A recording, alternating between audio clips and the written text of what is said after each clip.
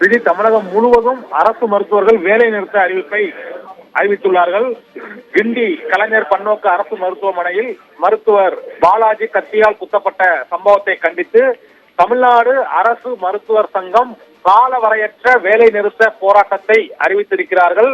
இதனால் தமிழகம் முழுவதிலும் மருத்துவமனைகளில் பணிகள் பாதிக்கப்பட இருக்கிறது.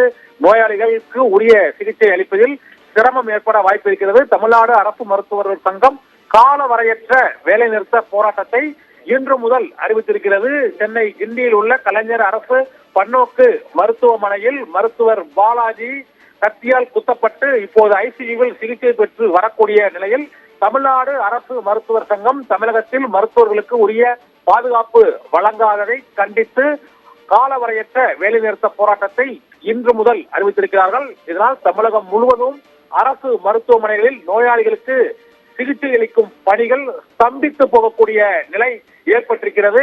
இதனால் அரசு தரப்பில் அரசு மருத்துவர் சங்கத்தினருடன் உரிய பேச்சுவார்த்தை நடத்தினால் மட்டுமே காலவரையற்ற வேலை நிறுத்த போராட்டத்தை வாபஸ் பெறுவோம் என்றும் அரசு மருத்துவமனை மருத்துவர்களுக்கு உரிய பாதுகாப்பு வழங்க வேண்டும் என்பதை வலியுறுத்தி இந்த போராட்ட அறிவிப்பை வெளியிட்டிருப்பதாக தமிழ்நாடு அரசு மருத்துவர் சங்கத்தினர் அறிவித்துள்ளனர். விவரங்களுக்கு நன்றி கண்ணன்.